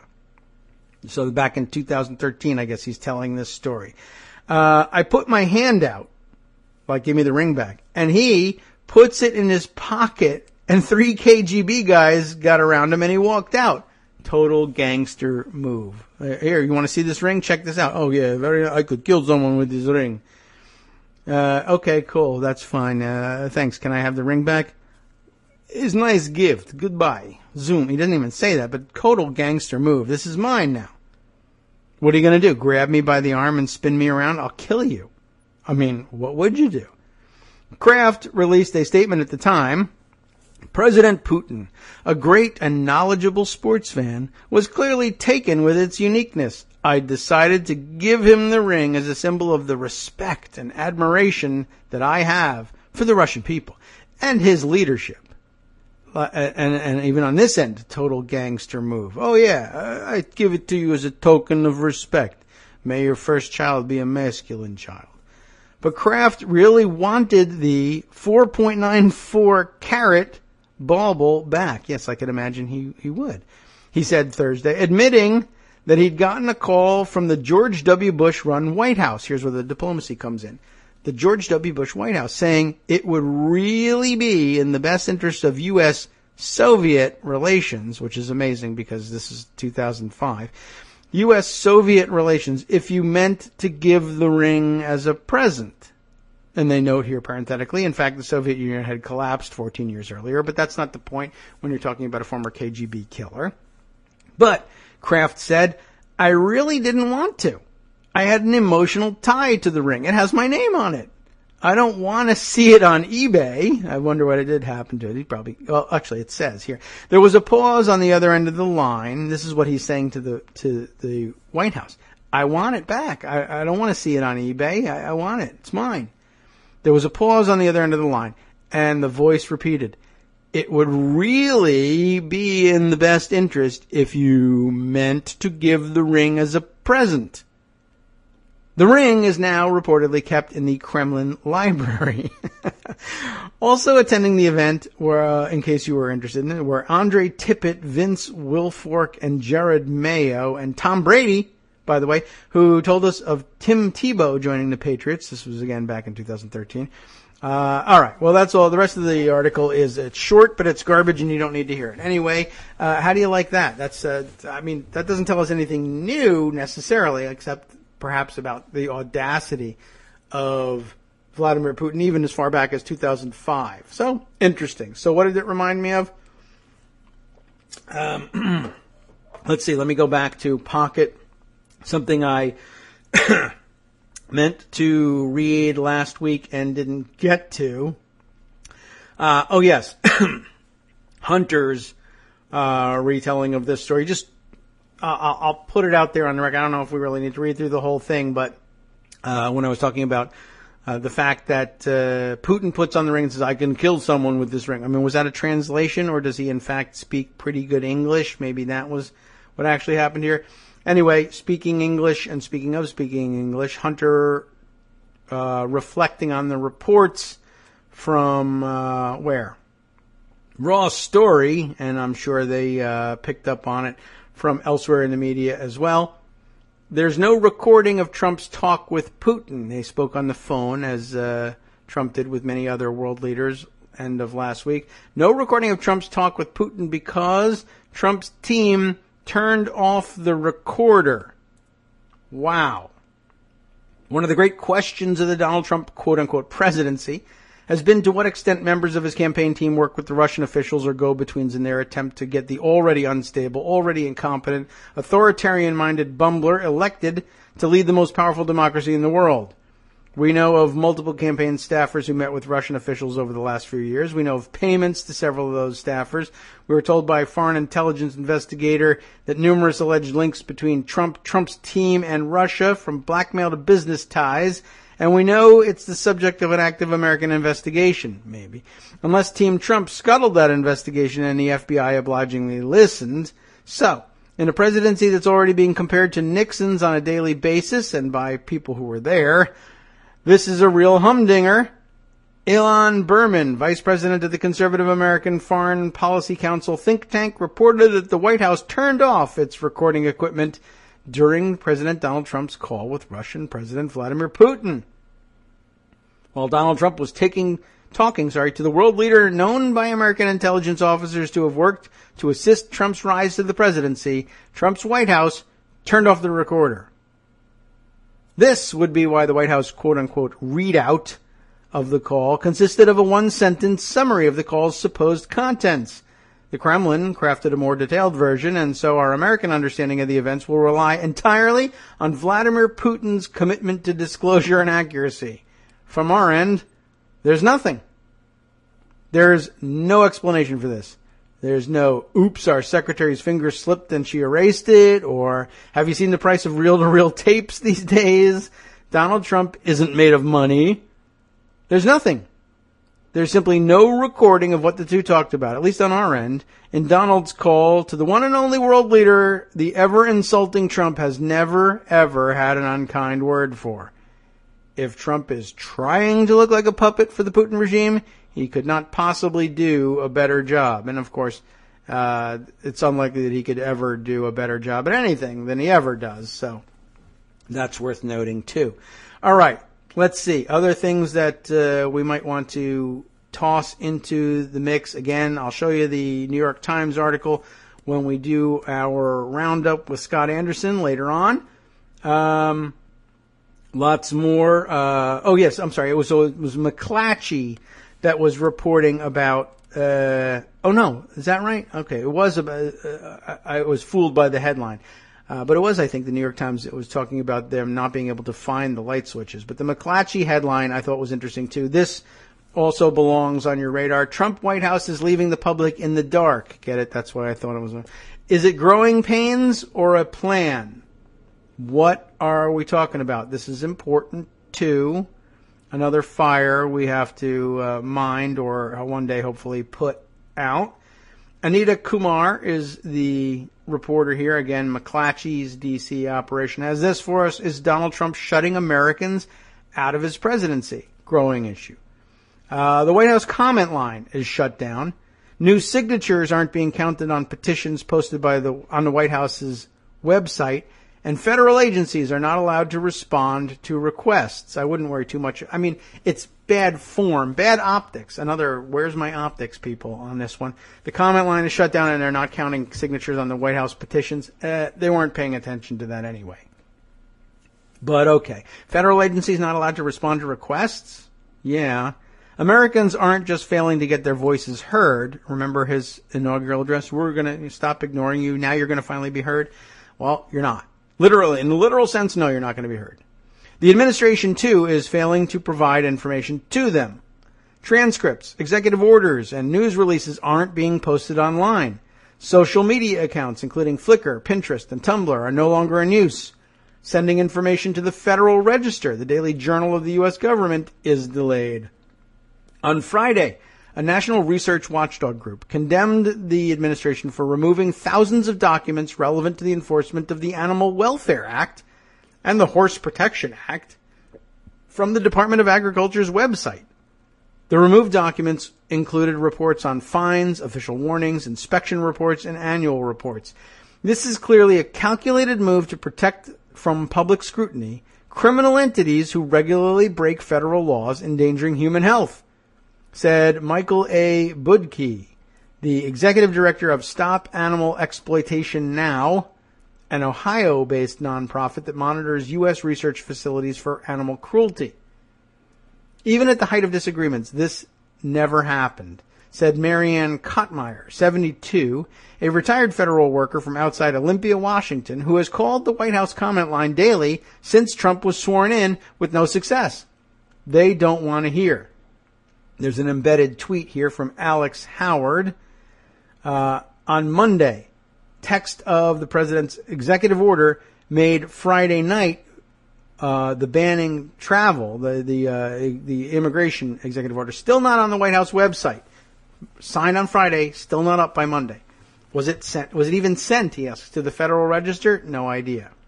Kottmeyer, a self-described moderate Republican who has called the comment line for more than a decade, wants to speak to someone at the White House about Trump's decision to pull out of the massive Trans-Pacific Partnership trade agreement, which she thinks will hurt her state's economy. But when she calls the number, by the way, which is 202-546-1111, she gets a recording. Thank you for calling the White House comments line. The comment line is currently closed, but your comment is important to the president. How could it possibly be? It then refers her to www.whitehouse.gov/contact or to Facebook, where the White House is accepting comments on its posts, but not messages. Meanwhile, by the way, they embedded this story, the White House press secretary taking questions on Skype for the first time. Very interesting, except that they're abusing it horribly by calling on people like Lars Larson. Anyway, the more you know, the worse it looks, said Robert Weissman, president of the watchdog group Public Citizen. We have a president contemptuous of democracy. I think the totality of measures you're describing are reflective of a president and administration who are uninterested in public input. The White House did not respond to a request for comment. Not surprising, but White House Press Secretary Sean Spicer has praised the administration on several occasions for its transparency efforts. It's far too early to sound the alarm bells, said Ben Marchi, a Trump supporter and longtime Republican operative. If they are slower to ramp up constituent services in deference to getting straight to work, I think the American people will understand that. but I mean, you got to report the work you're doing, right? Marchi cites Trump's handling of the Supreme Court selection, releasing a list of 21 candidates as proof that Trump is already more transparent than former President Barack Obama was. That has nothing to do with anything, of course. Others say a decline in public interaction shouldn't be a surprise from an administration led by a person who's advocated for secrecy and feuded with the media. He kept the names of those who donated millions of dollars to inauguration festivities a secret. He failed to release his tax returns, a common practice for presidential nominees, for 4 decades. He even threatened to investigate how journalists have received classified information. Of course, we've seen that before, too. The White House hasn't explained why the interaction between federal government and the public has dwindled. Is it intentional? Is it because staffers are overwhelmed? Is it incompetence? I don't know, because no one's telling us, said Alex Howard, deputy director of the Sunlight Foundation. I think we read his tweet before, right? Which pushes for transparency in government. I would like to give them the benefit of the doubt, but the problem is they've had 2 months to get ready, he said, referring to the time between the election and Trump's inauguration. In many cases, Obama's administration left behind the mechanisms for Trump's staff to use, including many social media accounts beyond Trump's favorite, Twitter, and places to post items online, but the Trump administration isn't using them. They can't turn on the lights and find the things, I guess. The White House YouTube account, for example, sometimes is used to show Trump at events, but sometimes not. White House staff still transcribes the president's remarks and the press secretary's briefings, but the transcriptions are not always posted online or sent to the media. Michael Carome, Carome, director of Public Citizens Health Research Group, said the FDA has not issued any Federal Register notices for nearly 2 weeks. This is unprecedented in my experience, he said. I don't think that they know what the Federal Register is there or that they're supposed to be sending them anything. The Trump administration immediately revamped the White House website to include bios of the new president and vice president and their wives. It also eliminated references to gay and lesbian issues and global warming and took down the Spanish language website. After some criticism, Spicer told reporters in one of his first briefings that we've got the IT folks working overtime to rebuild the website for the new administration. It had surprised some by keeping the We the People page, launched by the Obama administration in 2011, as a way to give the public a voice on what issues the White House should tackle. That was the petitions website. Since Trump took office, more than 24 petitions had been created, including those urging him to release his tax returns and put his businesses in a blind trust. But many people have complained on Facebook that their signatures aren't being counted.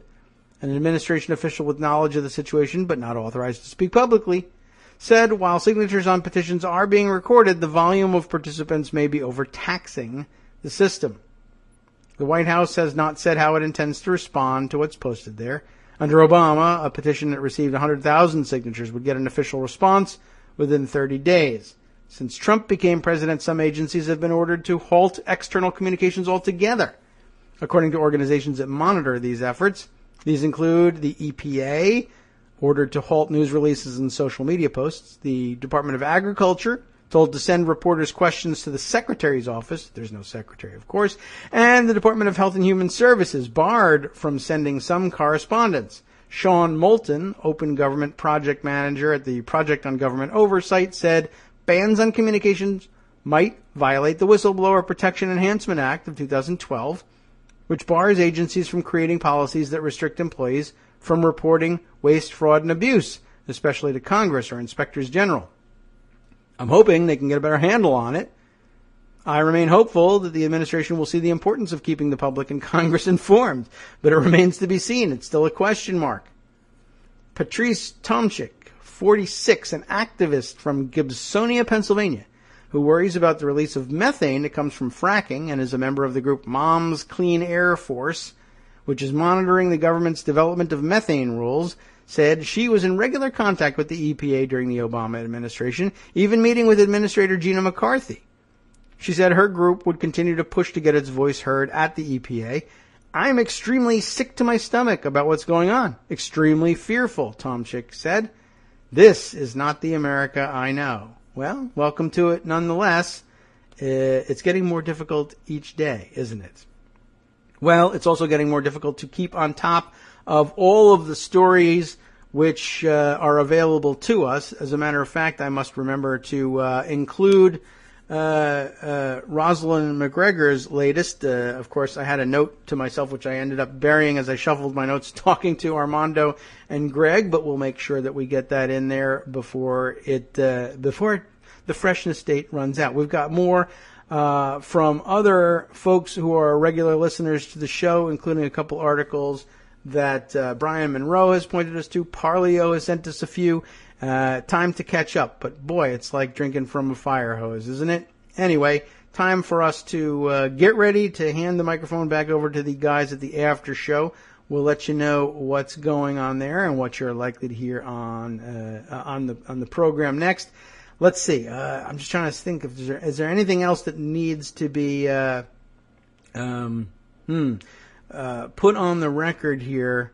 For Monday, it's difficult to guess because we've got the whole week ahead of us, of course. But let's take one quick look at what's coming up in the Senate business for the day. As you may recall, Friday they squeezed in a cloture vote on Betsy DeVos, and so we're likely to see that vote come at some point this week. On Monday, they're adjourned until noon, so just about an hour after the show. They'll gavel in. Following leader remarks, they'll resume consideration of the DeVos nomination post-cloture. The vote is expected to come tomorrow. Also, other votes are possible on the 6th. We might start to see some more votes on motions to file for cloture on other nominations. They are trying to push these things through as quickly as possible. Cloture will have been filed, of course, on Sessions, Price, and Mnuchin. Those cloture motions will ripen upon the disposition of the previous nomination. That would be DeVos. Remember that post-cloture, those 30 hours, the exclusive business of the Senate, minus any unanimous consent agreements, is running out that 30 hours. You can't do anything else, but immediately following that and their vote tomorrow, they'll be able to move on cloture on the other more controversial nominees. So there was some good reporting over the weekend on how gumming up the works and slowing things down is kind of doing the trick, so praise where praise is due. Perhaps we'll get to some of the details on that in the coming week and as we watch some of these things happen. Of course, the DeVos nomination, a little bit up in the air. One more Republican switching directions, and the nomination may just fail. Will they get that last Republican? No telling, but don't stop calling. Even if both of your senators are Republicans, pressure them. The pressure campaign appears to be working. Speaking of pressure, I'm under pressure to tell you what's coming next on the after show. Not really. It's just that the information has been provided to me, and I feel like passing it on to you. It's my obligation. Vladimir Putin demands that Bill O'Reilly apologize for calling him a killer, or else. Good thing you didn't hear me. Right-wing intellectual U.S. House Representative Steve King of Iowa says Putin allows freedom of dissent because he hasn't murdered Gary Kasparov in New York yet. And Putin critic Vladimir Kara-Murza is on life support, my goodness, in a Moscow hospital as suspicions circulate that he has been poisoned again. What about on the last half? They'll be reporting that the battle over sanctuary cities in Texas pretends that a larger national conflict lies ahead. And more after this. From Daily Kos Radio on networksradio.com. You have been listening to the Kagro in the Morning Show with David Waldman. All right, what is on the last half besides what I already mentioned on sanctuary cities? Relying on science and evidence. Yeah, right. Oregon sets a massive precedent by refusing to enforce a THC blood limit for driving. All of that, plus the Connect, Unite, Act, Daily Kos community calendar, and more on the after show with Wink and Justice next.